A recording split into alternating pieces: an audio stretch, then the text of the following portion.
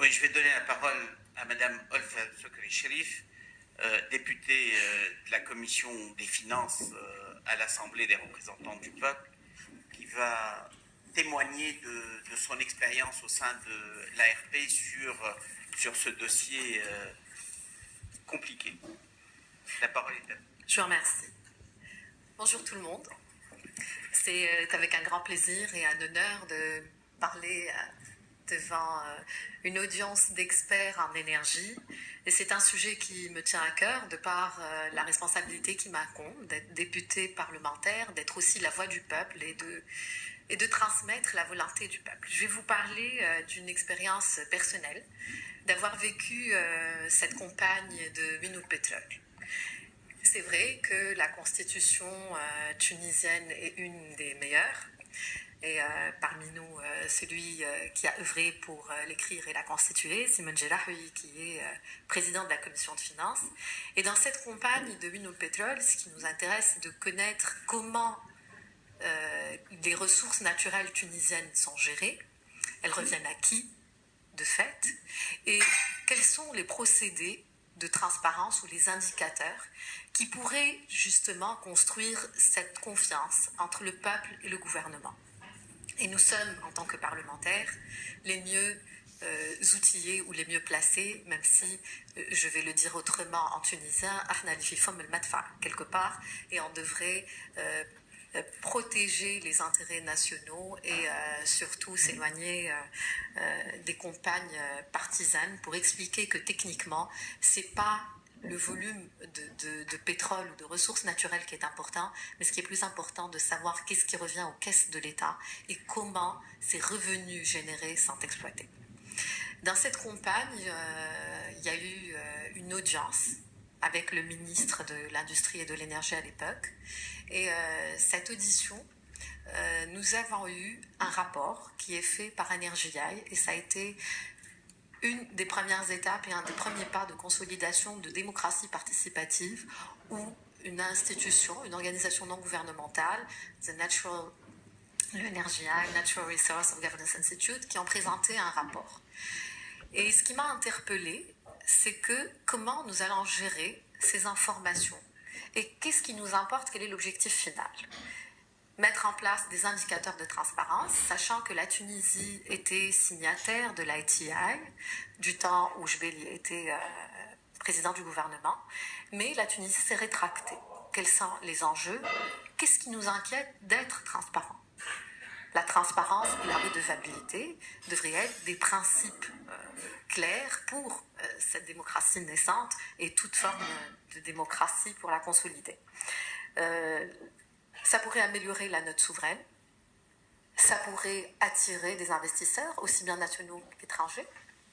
Ce qui me chagrinait quand on est parti sur la grille de l'ITI, j'ai trouvé que la Tunisie avait un zéro sur plusieurs composantes, y compris la publication des contrats. Alors, au niveau du journal officiel, on voit qu'il y a, certains sans nommer, sans faire de la propagande pour aucune société. Donc il y avait des sociétés étrangères qui venaient exploiter des champs, mais on ne sait rien du contenu de ces contrats. Et de par députés ayant le droit législatif, mais surtout le droit de contrôle, nous avons demandé qu'il y ait une publication de ces contrats. À cette époque, nous étions encore en train de discuter la loi d'accès à l'information.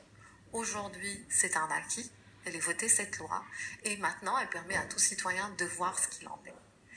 Mais ce qui est encore plus important et plus responsable, c'est comment interpréter ces informations. Vous avez parlé tout à l'heure de la perception. C'est vrai que la perception peut changer ou carrément donner le contraire de l'information, et donc il faut qu'il y ait une participation en partenariat de plusieurs acteurs pour comprendre comment sont donnés ces contrats d'exploitation, qu'est-ce qu'il y a dans ces contrats d'exploitation et quel est l'impact. L'impact est économique, l'impact est financier, il y a des incitations fiscales, comment attrayer le contrat, mais aussi il y a un impact qui est environnemental, il y a un impact social. Si les indicateurs qui montrent qu'il y avait plus de 50 entreprises en 2010, qu'au bout d'une quinzaine d'années, on est à la moitié, pourquoi nous en arrivons là? Est-ce qu'il n'y a plus de ressources? Est-ce que nous n'avons pas les techniques ou technologies nécessaires aujourd'hui pour prendre soin de ces sites et exploiter à une meilleure productivité? Est-ce qu'il y a des pressions sociales pour que les gens de la région travaillent en premier, indépendamment des compétences et des qualifications? Est-ce qu'il y a un problème de sécurité? Mais tout ceci, c'est peut-être plein de questions, mais il faut qu'il y ait une volonté, une stratégie claire. Il n'y a pas qu'un problème d'hydrocarbures.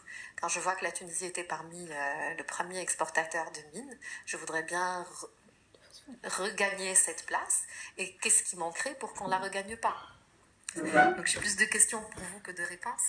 Mais je crois que l'ITI ou cette initiative va surtout placer la Tunisie dans un cadre transparent, international et de meilleure gouvernance et surtout de meilleure redevabilité.